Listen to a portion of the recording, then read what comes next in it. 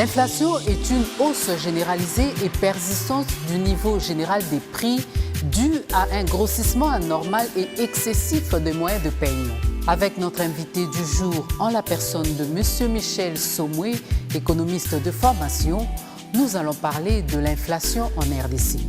Mesdames et messieurs, bienvenue à ce nouveau numéro d'Economia. La descente aux enfers de la monnaie locale s'accélère et inquiète. La RDC est frappée par cette dégringolade qui semble loin de dire son dernier mot. La crise économique est sur plusieurs lèvres à cause de la hausse généralisée et persistante des prix due à un grossissement anormal et excessif des moyens de paiement. Une situation vécue par le peuple congolais depuis plus de 6 mois. Bonjour Monsieur Michel Somoué. Bonjour Madame Sophie. Pouvez-vous nous dire qui est M. Michel Somoué? Très simplement, Michel Somoué, il est citoyen congolais, économiste. Je suis consultant, expert, si vous voulez, international. Je suis à la tête d'un cabinet d'intelligence économique et d'ingénierie financière qu'on appelle la fondation VAST, Valestone Enterprise. Voilà, je pense que ça vous va comme ça. Aujourd'hui, nous connaissons un sérieux problème dans la République démocratique du Congo, l'inflation. Le peuple congolais peut aujourd'hui se dire être malheureux du fait de l'inflation. Pouvez-vous nous dire en tant qu'économiste, qu'est-ce que c'est que l'inflation? Étymologiquement parlant, inflation signifie gonflement de la masse monétaire, c'est-à-dire gonflement de l'accroissement substantiel de la quantité de monnaie en circulation. C'est ça la signification étymologique du mot inflation, qui vient du verbe anglais to inflate, comme on gonfle le pneu d'une voiture. Mais les classiques, les économistes classiques comme on les a appelés, ont eu la maladresse de définir un mal par ses conséquences. C'est-à-dire, lorsqu'il y a gonflement de la masse, de la quantité de masse monétaire, et que la quantité de biens produits dans l'économie et des biens qui sont mis sur le marché n'a pas changé, cet accroissement de la masse monétaire entraîne automatiquement un réajustement des prix sur le marché dans le sens de l'augmentation aussi. Donc, lorsque cette augmentation des prix dure plusieurs mois, minimum entre 3 et 6 mois, à ce moment-là, on commence à parler de l'inflation. L'inflation, donc, telle que définie aujourd'hui par la science économique, qui subit les maladresses des économistes classiques, signifie un accroissement substantiel et durable de l'indice général des prix, c'est-à-dire de la quasi-totalité des prix sur le marché. Oui, mais Le fait qu'un bien augmente de prix seul ne signifie pas qu'il y a inflation. Il faut que tous les prix ensemble subissent cette augmentation du fait de l'accroissement de la masse monétaire qui se traduit par un accroissement de la demande d'une quantité inchangée des biens. On peut dire que la dépréciation de la monnaie est conséquence de plusieurs faits, mais quel est le facteur déclencheur de cette dépréciation? Voilà. La dépréciation de la monnaie peut provenir de beaucoup de facteurs. Si nous comprenons au préalable qu'une monnaie a une valeur interne et une valeur externe. Si vous voulez, la valeur interne de la monnaie, c'est celle qui se traduit par son pouvoir d'achat sur le marché des biens. Et la valeur externe de la monnaie, c'est sa valeur par rapport aux autres devises, c'est-à-dire la valeur de la monnaie exprimée en unité d'autres monnaies sur le marché d'échange. Là, on n'est plus sur le marché des biens et services. C'est donc sur le marché d'échange qu'on voit la question relative à la dépréciation de la monnaie. Et cette dépréciation peut être provoquée par beaucoup de facteurs. Par exemple, lorsque la demande de la monnaie externe, de la monnaie extérieure, de la devise étrangère, augmente sensiblement, alors que la monnaie nationale, la quantité de monnaie nationale n'a pas changé, cela peut entraîner la réduction de la valeur de la monnaie nationale. En termes trop simples, la dépréciation de la monnaie procède de la réduction de la préférence que les agents économiques éprouvent pour la monnaie nationale en faveur des devises étrangères. En d'autres termes, la dépréciation de la monnaie, c'est la réduction de la désirabilité ou de la préférence pour votre monnaie nationale en faveur des monnaies étrangères. Cette préférence fait que le prix de la monnaie étrangère augmente. Alors, cette préférence signifie aussi que la demande de la monnaie étrangère a augmenté par rapport à l'existant en termes de monnaie nationale. Ça entraîne automatiquement la dépréciation. Exactement comme sur le marché des biens et services, il y a l'inflation. Comme je vous l'ai dit tout à l'heure, si la quantité de monnaie mise en circulation alors que la quantité des biens est restée inchangée, les prix des biens augmentent parce que ça veut dire que le besoin pour ces biens, exprimé pour les biens, augmente. Du fait qu'on a, tout le monde a un pouvoir d'achat. Et dans ce cas, quelles sont les conséquences? Mais les conséquences d'une dépréciation monétaire, c'est que la plus grave des conséquences, c'est que votre capacité financière se réduit. Votre monnaie n'ayant plus la même valeur qu'avant, votre capacité de payer les marchandises en utilisant votre monnaie se réduit parce qu'elle n'a plus de valeur. Mais attention, la dépréciation de la monnaie n'est pas toujours mauvaise pour une économie. Ça peut être aussi un instrument, comment je peux dire, une stratégie voulue par le gouvernement qui veut, par exemple, augmenter ses exportations à l'étranger par rapport à ses importations. Une stratégie, la Chine l'a faite pendant plusieurs années. Quand un pays veut augmenter la quantité de ses biens produits qui sont mis sur le marché international, elle doit procéder par la dévaluation ou la dépréciation de sa monnaie intérieure pour que les prix exprimés en devises étrangères de ses propres biens soient plus faibles. Si vous voulez que je donne un exemple pour rendre ces choses faciles, parce que c'est un peu technique, si par exemple le Congo veut vendre beaucoup de cuivre sur le marché mondial, il doit baisser le prix du cuivre. Une façon de baisser le prix du cuivre n'est pas simplement de dire une tonne de cuivre qui se vendait à $8 000, maintenant nous la vendons à $5 000. Une façon de le faire, c'est de déprécier ou de dévaluer la monnaie nationale, c'est-à-dire il vous faut maintenant plus de monnaie nationale pour avoir une unité de devise. De telle sorte que le pouvoir d'achat le pouvoir d'achat de votre monnaie, la capacité de votre monnaie d'acheter des devises étrangères diminue. Alors les gens qui expriment les prix du bien, de votre cuivre dans votre monnaie vont constater que le pouvoir d'achat de votre monnaie étant devenu faible, ils payent moins de devises pour avoir le même cuivre. Lorsqu'il coûtait $5 000 payé en francs congolais, ça valait par exemple, disons, 5 millions de francs. Quand votre monnaie se déprécie et qu'il paye encore votre marchandise dans votre monnaie, les 5 millions qu'on paye ne valent plus 5 000 $, il va peut-être 3 000 $ ou 2 000 $. Voilà l'intérêt qu'on a à déprécier de la monnaie. Parce qu'à ce moment-là, les gens vont dire achetons davantage le cuivre congolais parce qu'il coûte de moins en moins cher. C'est ça l'avantage pour un gouvernement de déprécier ou de dévaluer sa monnaie quand il s'agit du gouvernement. Oui, mais à quel moment est-ce que le marché sent cette dépréciation de la monnaie? Voilà. Lorsque la monnaie se déprécie, ça veut dire que les marchandises étrangères commencent à coûter plus cher pour nous, exprimons monnaie nationale. Donc, comme nous importons beaucoup, toutes les marchandises que nous allons importer en utilisant notre propre monnaie vont nous obliger d'utiliser plus de francs congolais pour acheter une marchandise qui est libellée en dollars américains ou en euros ou en yuan chinois.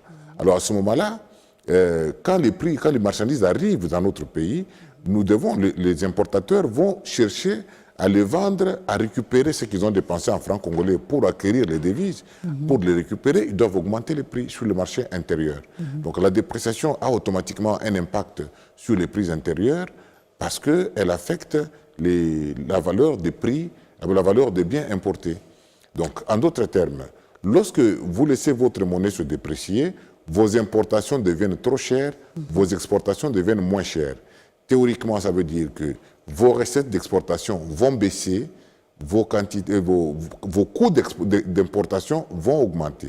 Et ça crée naturellement un déséquilibre sur votre balance de paiement qui va se répercuter comme déséquilibre également sur le marché intérieur. flambée des prix de biens et services sur le marché quinois, cette hausse est justifiée par la montée du taux de change du dollar américain estimé à 1500 francs congolais pour un dollar américain. L'incidence se fait sentir sur le bien de consommation de première nécessité. Le prix de la chikwang a augmenté. Avant, nous achetions la mesurette appelée écolo de farine de chikwang à 1000 francs. Aujourd'hui, cela coûte 1200 francs. La vente n'est plus bonne. Nous vendions bien lorsque les denrées étaient à bas prix. Les clients préfèrent acheter d'autres aliments que le poulet à cause de son prix élevé. Nous achetons les aliments à prix élevé et quand nous le revendons à notre tour, nous augmentons également le prix. Conscient de cette instabilité financière qui perturbe le gagne-peu congolais, à chaque matin, à la découverte du taux de change, les cambistes de l'UPN dans la commune de Ngalima se décident de se prendre en charge à leur manière. Nous avons initié cette opération à cause de la hausse du prix du dollar. En tant que chargé de discipline de cambiste de l'UPN, nous avions pris cette mesure de brûler tous les tableaux de taux de change car le taux augmente pour des raisons que l'on ignore. C'est la quatrième fois que nous opérons de cette manière, que le gouvernement nous assiste car le taux de la banque réel est méconnu. Nous demandons à d'autres cambistes de faire la même chose que nous, pour que nous puissions bien travailler. Les vendeurs de magasins affichent le taux à leur gré alors qu'ils viennent changer leur argent auprès de nous.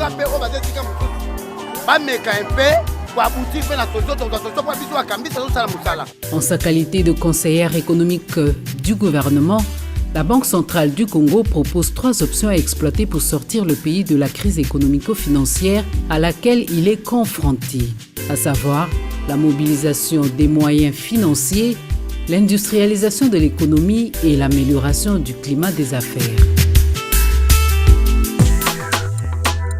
Quelle peut être la solution justement pour combattre une inflation? Comme je dis, ça dépend de ce qu'on veut. Si on veut, du point de vue stratégique, gagner des parts de marché à l'étranger en vendant plus de marchandises pour gagner le marché, comme pour faire la tautologie, ben à ce moment-là, il faut laisser la monnaie se déprécier. Si vous avez naturellement des marchandises à vendre à l'étranger et vous voulez que vos marchandises battent les marchandises des autres. Les Chinois vendent leurs biens dans le monde entier parce que leur monnaie est faible. Vous comprenez? Le yuan chinois, le renminbi, si vous voulez qu'on l'appelle aussi ainsi, il coûte naturellement moins cher. Et ça fait que ça donne à la Chine la possibilité d'envahir le monde entier. C'est comme ça que les parts d'exportation de la Chine sont passées pratiquement de 2% à 13% en quelques 20 ans. Et aujourd'hui, la Chine est devenue le plus grand exportateur mondial. Mais il est aussi malheureusement le plus grand importateur mondial. Donc, je disais, si vous voulez vendre davantage sur le marché international, vous avez donc intérêt à laisser votre monnaie se déprécier. Mais attention, cela ne peut vous profiter que dans la mesure où votre monnaie est convertible. Parce que le marché international, ça suppose que vous libellez vos marchandises dans votre monnaie nationale, dans votre monnaie locale. C'est quand votre marchandise est vendue à l'étranger sous le libellé de votre monnaie nationale que vous pouvez en faire de la dépréciation ou de la pression de la monnaie un instrument de politique économique. Mais si votre monnaie est inconvertible, elle ne sert à rien, vous n'allez que subir les conséquences de cette dépréciation. Maintenant, si on veut arrêter la dépréciation, il n'y a pas 18 000 solutions, c'est aussi simple que ça, c'est la politique monétaire. La politique monétaire qui va consister à quoi? À améliorer la préférabilité de votre monnaie par rapport aux devises étrangères. Et cette préférence s'exprime par, comme on dit en termes très simples, ce qui est rare est cher. Vous raréfiez votre monnaie nationale par rapport aux devises étrangères et à ce moment-là, la monnaie nationale devient beaucoup plus demandée parce qu'elle devient rare, on en a besoin. Mais il faut qu'on en ait besoin. Mais pour qu'à l'intérieur, votre monnaie nationale soit ainsi désirée, que les gens en expriment le besoin, il faut qu'elle soit à mesure de remplir les propriétés d'une monnaie et toutes les fonctions d'une monnaie. C'est-à-dire, on ne demande pas une monnaie pour le besoin, pour la simple détention de la monnaie. On demande une monnaie pour des raisons précises. Soit parce qu'on veut constituer une encaisse, je veux dire, de transaction, c'est-à-dire on a besoin de payer des marchandises en monnaie nationale, on doit faire des achats, mais ça suppose à ce moment-là, pour être un bon instrument de paiement des marchandises, ça suppose que votre économie intérieure est justement capable de produire suffisamment de marchandises dont vous avez besoin et que ces marchandises sont produites sur base de l'investissement effectué en votre monnaie nationale. Mais si vos marchandises sont importées sur la base des biens, d'équipements et autres, des intrants qui sont importés, vous subirez toujours les contre-coups de la devise, de la valeur de la devise internationale. Donc, première fonction. Et vous vous rendrez compte que dans les pays comme le Congo, la monnaie nationale, le franc congolais, ne remplit pas ces fonctions de façon totale. D'abord, au départ, la production intérieure est trop faible et quand elle est exprimée, ou quand elle est réalisée sur base des investissements étrangers. Ça pose déjà un problème pour ce qui est de la fonction de transaction. Deuxième fonction que la monnaie doit assumer pour être demandée, pour être désirée, il faut que votre monnaie soit capable d'assumer la fonction de réserve des valeurs, de réserve de pouvoir d'achat. C'est-à-dire qu'il faut que votre monnaie soit un instrument dans lequel chacun des habitants, chacun de ses détenteurs, estime qu'il peut différer sa consommation d'aujourd'hui pour conserver son pouvoir d'achat afin de consommer davantage dans le futur. Mais si votre monnaie ne se prête pas à cette fonction, si le dollar américain assume mieux cette fonction que votre monnaie nationale, les gens vont constituer leur réserve de valeur, leur pouvoir d'achat, conserver le pouvoir d'achat sous forme de devises étrangères. C'est ce qui arrive chez nous. Le franc congolais n'est pas une monnaie sûre pour garder sa richesse sous cette forme-là pendant plusieurs mois, pendant plusieurs années. Les gens préféreront toujours le dollar américain parce que le dollar américain, il est liquide. Il est liquide à tout moment. Le franc congolais n'est pas liquide, il n'est pas convertible. On préfère garder la richesse sous forme d'une monnaie qui est liquide, qui est convertible, qui est stable, une monnaie qui est vraiment monnaie, c'est-à-dire dont la demande ne décroît jamais, dont l'utilité marginale, c'est-à-dire le désir là, ne décroît jamais. Or, le franc congolais, son désir décroît. Il suffit d'en avoir beaucoup. Aujourd'hui, si on vous donne aujourd'hui 2 millions, 3 millions de francs congolais, vous allez vite chercher des biens refuges dans lesquels vous pouvez garder votre pouvoir d'achat. Vous allez acheter la télévision, vous allez acheter une voiture, vous allez acheter des devises. Donc, ce n'est pas un instrument de conservation du pouvoir d'achat. La dernière fonction que la monnaie doit assumer, qui est la plus importante, c'est que la monnaie doit vous servir des talons de valeur. C'est-à-dire que tous les biens, la valeur de tous les biens que Dieu a créés au monde, qui sont dans votre économie, doivent être mesurés en unité de votre monnaie. Il faut que ce soit en unité de votre monnaie. Il vous souviendra, madame, que le franc congolais n'a plus d'unité. Une unité monétaire, c'est-à-dire un franc congolais égale combien? Voilà l'unité d'une monnaie. Alors quand votre monnaie ne s'assume pas cette fonction-là, ça pose un problème.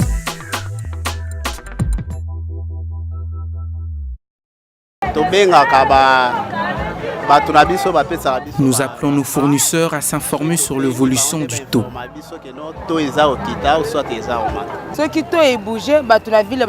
Nos fournisseurs de la Gombe prennent toujours soin de nous informer lorsqu'il y a baisse de taux. J'ai un compte en bas, en dollars. Les dollars, c'est d'abord, quand on parle du dollar, on sent déjà que vous êtes sécurisé. Il y a la sécurité qui domine presque partout dans le monde par rapport à l'économie. Le premier réflexe, compte tenu de notre économie qui n'est pas du tout stable, on préfère épargner dans une monnaie forte et qui ne subit pas trop de fluctuations. Pour notre monnaie, le franc congolais, on ne peut pas s'hasarder. Vous pouvez remarquer que de plus en plus, notre monnaie est en train de se déprécier davantage. Notre monnaie n'est pas soutenue par l'économie. Si je dois épargner 5 000 francs congolais le mois passé et que je dois les retirer vers fin juin par exemple, les 5 000 francs là ne pourront pas acheter la même quantité de biens à la fin du mois de juin. Pour se sécuriser, on préfère épargner en dollars. Notre monnaie n'est pas stable. De temps en temps, les monnaies, ce n'est pas dur, ce n'est pas fort. C'est à cause que je donne mon argent en banque en dollars, puisque le jour viendra, si le dollar s'alimente, mon argent aussi s'augmente. On a compte épargne dans la banque, et ça, en dollars. J'ai un compte épargne en dollars parce qu'avec cette fluctuation du taux, c'est très avantageux d'épargner en dollars. Monsieur Somoué, dans le cas actuel de la RDC, pensez-vous que la planche à billets soit une solution? À mon avis, oui. À mon humble avis, oui. La planche à billets est une solution incontournable. Pourquoi je le dis? Parce que si le dollar américain est ainsi demandé, si abondamment demandé, c'est parce que c'est la seule monnaie qui est disponible. la quantité de francs congolais dans l'économie nationale ne représente que 5% de la masse monétaire. Naturellement, c'est parce que nos francs congolais ne remplissent pas ces fonctions. Et vous savez, madame, la monnaie, c'est comme votre langue maternelle. Imaginez que vous soyez Moutetela, c'est un exemple que je donne, et que vos enfants ne parlent pas le Tetela. Votre langue va disparaître. Tout à fait. Si chacun se comporte de la même façon. C'est ainsi aussi avec la monnaie. Le franc congolais, c'est comme votre langue. Si vous ne la parlez pas, elle va disparaître. Les gens vont s'habituer à des langues étrangères. Ils vont raisonner dans des langues étrangères. Et le franc congolais, du fait qu'il n'a pas assumé la fonction de langue nationale, a laissé le champ au dollar américain. La nature a horreur du vide. Je viens de vous dire que, statistiquement parlant, officiellement parlant, la quantité de francs congolais dans l'ensemble de la masse monétaire existante au Congo ne représente que 5%. Et ça, ce n'est pas normal, alors que c'est la monnaie nationale, le symbole de notre souveraineté. Alors, aujourd'hui, qu'est-ce qu'il faut faire? Mais si on veut que les gens parlent le franc congolais, utilisent le franc congolais à la place de dollar américain, commencez par le mettre à leur disposition. Vous allez aller dans nos villages, vous pouvez faire un mois plein, 30 jours, peut-être même plus, sans voir circuler un seul billet de banque. Ce n'est pas normal. Vous entrez dans de nombreux foyers, ici même à Kinshasa. Il y a des enfants qui meurent parce qu'il lui a manqué seulement 200 francs, 300 francs pour acheter un comprimé de Nivaquine ou de quinine. Parce que le franc congolais, il n'y en a pas. Et le dollar américain, pour l'avoir, il commence à un certain niveau de valeur. Il faut commencer par disposer d'au moins 1000 francs pour être en mesure d'avoir un billet de banque. Mais il y a des gens qui ne peuvent avoir qui n'ont besoin que de 200 francs, de 300 francs, 200 francs, ils n'en ont pas. Ces gens-là font quoi? Ils sont condamnés à vivre les poches vides. Ils doivent se battre à raisonner dollars. Et ça, ce n'est pas normal. Il faut qu'il y ait une planche à billets active qui fonctionne correctement. Le problème n'est pas l'abondance de la monnaie, le problème c'est la gestion de la monnaie. La monnaie abondante ne provoque la hausse des prix, ne provoque l'inflation donc, que dans la mesure où elle est mal affectée. Lorsque la monnaie est imprimée, mise en circulation, le mal n'est pas dans la monnaie, le mal est dans l'utilisation qu'on en fait. Comme dit la Bible, ce n'est pas ceux qui entrent qui posent des problèmes, mais ceux qui sortent de votre bouche. C'est ainsi aussi avec la monnaie. Aujourd'hui, il faut d'abord commencer par combler le vide, c'est-à-dire disposer d'une fonction de demande de monnaie bien établie. La monnaie doit servir, comme je l'ai dit, première fonction, en caisse de transaction. Nous devons être capables d'avoir une masse monétaire qui soit proportionnelle à la quantité des biens existants sur le marché, c'est-à-dire à notre PIB. La première référence par rapport à la masse monétaire, c'est le PIB. À ce moment-là, nous définissons ce qu'on appelle le taux de liquidité de l'économie nationale. Le taux de liquidité de l'économie congolaise, toute masse monétaire confondue, se limite à 11%. Ce n'est pas normal. Et quand je vous dis que le franc congolais ne représente que 5% dans cette masse de 11%, cela veut dire que le taux de liquidité effectif de l'économie nationale, mesuré en termes de francs congolais, est de 0,001%, peut-être. Vous comprenez? Ce n'est pas normal. Et si le dollar américain se retirait, et si les Américains disaient du jour au lendemain, plus de sortir de nos billets à l'extérieur, le Congo est mort. Ce n'est pas normal. Il faut que notre monnaie soit imprimée, qu'elle soit mise en circulation, mais qu'elle soit gérée efficacement. On ne peut pas, le politique ne doit pas avoir peur de la gestion de la monnaie. Si vous avez peur de la gestion, ça veut dire que vous n'avez pas confiance aux gens que vous avez mis à la tête de l'institution qui a le pouvoir de gérer la monnaie. Faites-leur confiance, qu'ils impriment la monnaie, que ça circule, mais qu'ils la gèrent efficacement. C'est un problème technique. Est-ce que la RDC peut se prévaloir d'une assiette fiscale? Mais justement, l'assiette fiscale suppose que vous avez financé l'investissement, que vous avez financé la production.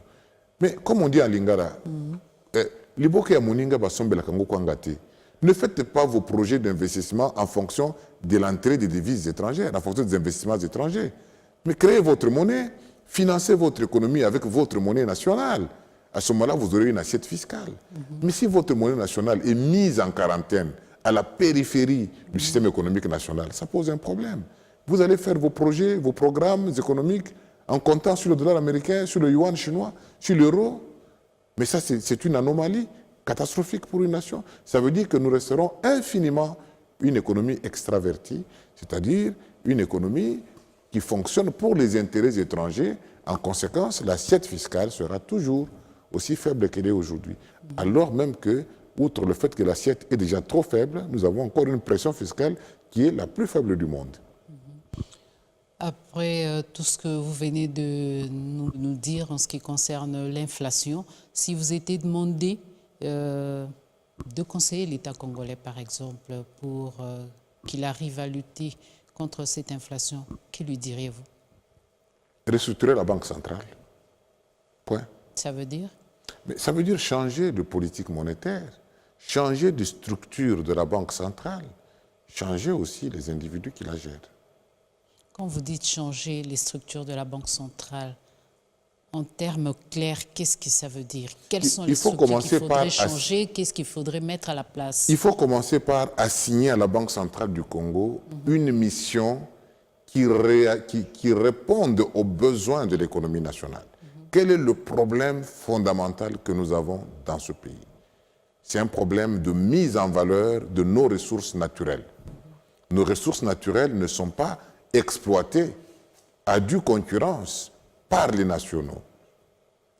Vous savez, des dotations que nous avons dans le secteur agricole, dans le secteur minier, on n'a jamais atteint 5% d'exploitation de nos capacités, de nos dotations naturelles. Ça pose un problème. C'est-à-dire qu'il y a un sous-emploi, ou sinon un non-emploi des capacités, des ressources dans notre pays.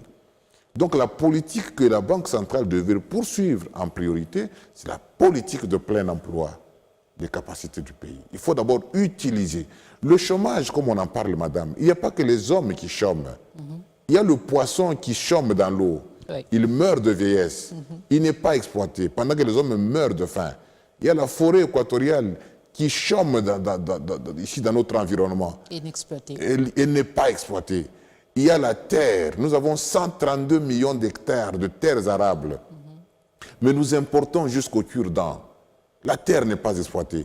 Notre souveraineté monétaire est aujourd'hui comme totalement compromise. Quelqu'un disait, si l'Oufou ferme, nous mourrons de faim. Aujourd'hui, c'est l'Angola qui nous nourrit, l'Oufou nous nourrit, nous, le Congo, avec 132 millions d'hectares. C'est-à-dire une étendue de terre comparable à celle de la Chine. La Chine, avec ses 132 millions d'hectares à peu près comme les nôtres, nourrit le monde entier. Nourrit d'abord tous les Chinois, et puis nourrit le monde, y compris le Congo, qui a la même superficie, la même étendue de terres arables que la Chine. Ce n'est pas normal. Ça signifie que notre terre chôme. Alors tous ces facteurs de production et toutes ces ressources qui sont au chômage doivent être mises en valeur. C'est ça la politique de plein emploi. Les États-Unis d'Amérique ont confié à leur banque centrale, la Réserve fédérale, comme première mission, le plein emploi des facteurs. Deuxième mission, la stabilité du système financier. C'est clair. Mais nous n'avons même pas de système financier au Congo, madame. Ça pose un problème. Nous avons quelques banques parasites qui sont là comme des banques vampires qui sucent les individus, qui nous sucent du sang et qui pompent à l'extérieur tout ce qu'elles aspirent de l'intérieur. Ça pose un problème. Donc, il faut une politique monétaire nationale qui se fonde sur le besoin effectif d'une monnaie nationale. Et à la population, un mot à leur dire? Comment doivent-ils se comporter face à cette inflation? Ben écoutez, la population, je ne voudrais pas la considérer comme victime, je la considère comme complice de la situation que nous vivons. Parce qu'une population qui ne connaît pas ses droits, une population qui ne sait pas revendiquer, une population qui ne sait pas voir là où ça ne va pas, mais il ne faut pas en avoir pitié.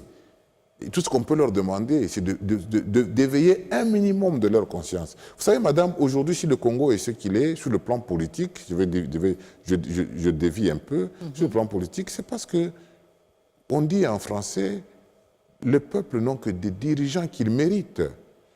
C'est nous-mêmes qui élisons nos représentants, ceux qui finissent par nous gérer. Ils sont le produit de nos propres choix. Alors de quoi on doit se plaindre? Alors qu'est-ce qu'il faut faire? Il faut changer, à l'occasion des élections, notre vision de notre propre société, de notre propre existence. Nous devons savoir nous prendre en valeur nous-mêmes et savoir exactement ce que nous sommes et ce que nous voulons. Mais avant, pour y parvenir, il faut d'abord que nous ayons des yeux bien ouverts pour que nous sachions qu'est-ce que Dieu, le Créateur, a déjà fait pour nous et qu'est-ce qu'il attend de nous à partir de ce qu'il a fait pour nous. Mais si nous devons continuer à fonctionner comme des poissons qui, dans l'eau, meurent de soif, alors là, il y a un problème. Il faut que la population, un jour, se réveille et qu'elle se rende compte qu'elle est en train de marcher, de piétiner sous ses pieds. Je vais faire la tautologie, sous ses pieds qu'elle marche sur sa richesse, sur son destin. Nous sommes en train de le piétiner nous-mêmes. Nous sommes en train de gober des théories et des principes qui nous sont imposés par l'étranger, comme si à l'intérieur de ce pays, il n'y avait pas d'intelligence. Nous sommes en train de nous doter des institutions qui sont en réalité des porte-voix des intérêts étrangers, comme si nous n'avions pas, nous aussi, des besoins humains, comme si nous n'étions que des animaux faits pour mourir et pas pour vivre. Chaque anniversaire que nous fêtons n'est pas un signe de l'accroissement dans la vie, de la croissance de notre vie, mais tout simplement un pas vers la mort. Comme disait un philosophe africain, en Afrique, on ne vit pas, on meurt. Et ça, ce n'est pas normal. Ça, c'est un problème du peuple. Merci, M. Michel Somoué. Merci d'avoir répondu à notre invitation et nous pensons vous revoir très bientôt. C'est moi qui vous remercie. Donc. Merci beaucoup. Nous avons donc parlé de l'inflation monétaire en RDC manifestée par la crise économique. L'État congolais se doit de produire une masse monétaire nationale suffisante pour la consommation des transactions locales à l'interne. Mesdames et messieurs, c'est par ici que nous mettons un point final à ce numéro d'Economia. Merci de l'avoir suivi. Au revoir.